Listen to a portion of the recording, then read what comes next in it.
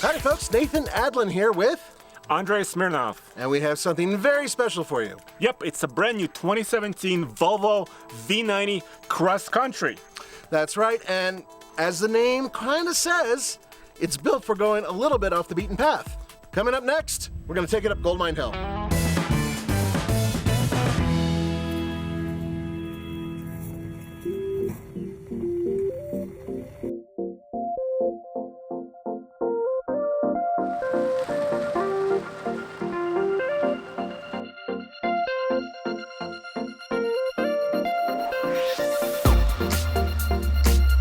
Are you in the off-road mode?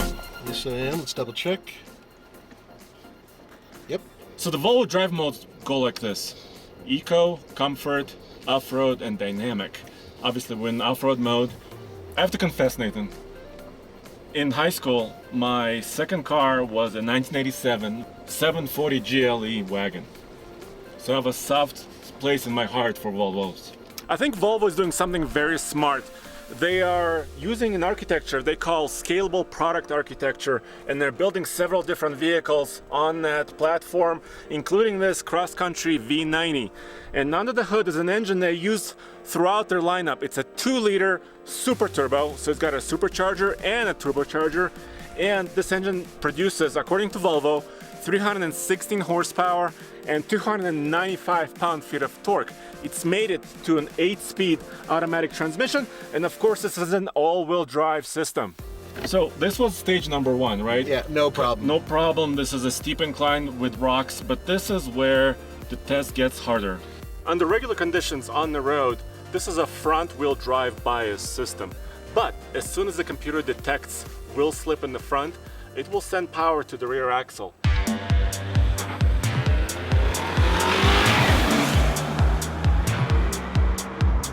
All right, we're gonna do a quick 0 to 60. Let's put it in dynamic mode. Now I know it's sea level. This guy's supposed to be in the 6-second range. We are over a mile above sea level, and wow, 7.02. So basically 7 seconds. Oops. Yeah. Yes, you're not.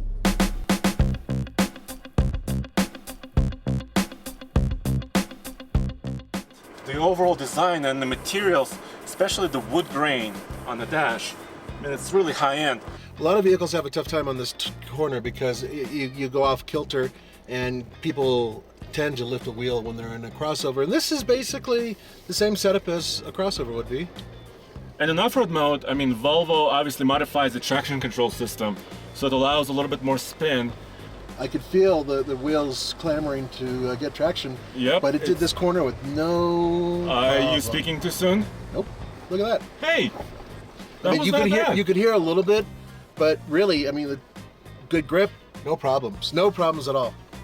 With these Pirelli tires even? Holy cow. These Pirelli tires. Now here's the amazing thing. I just folded down the seats in the V90 cross country, and check this out. I'm just over 6'2", and I can actually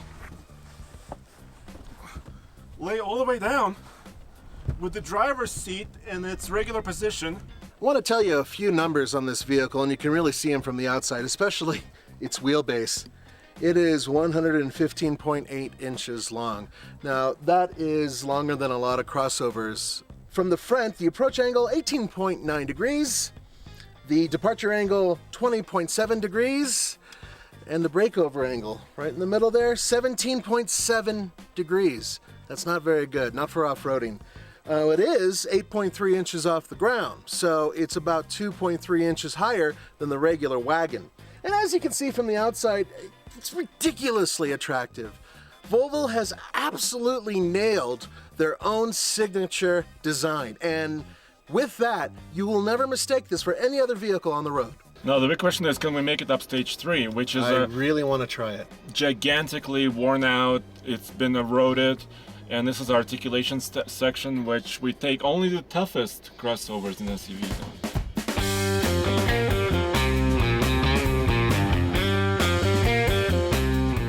What's the scoop?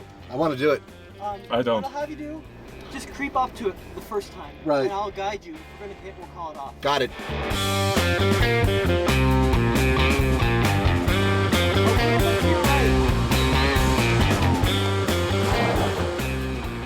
We don't want to damage vehicles, which is why we're being so careful, and Tommy is guiding us.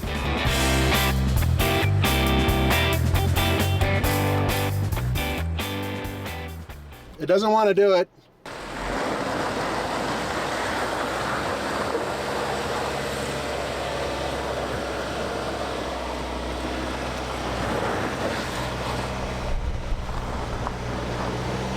Just stop.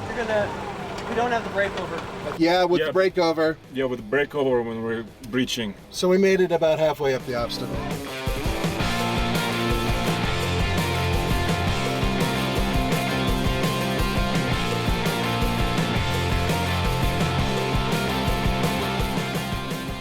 Dude, I don't think we touched anything with Tommy's help. Like nothing on the bottom. Woo! Yeah, but you know what? I mean, it had the grip. I could have gone up it no problem with power, but I would have scraped the bottom Ultimately, really it's just bad. too long. Yeah, it is too long. Yeah. I'm very impressed with the traction. Yeah, traction was good, power was good. These tires are actually pretty damn good as well. It's well calibrated for hard dirt and rocks and a little bit of off-road obstacles.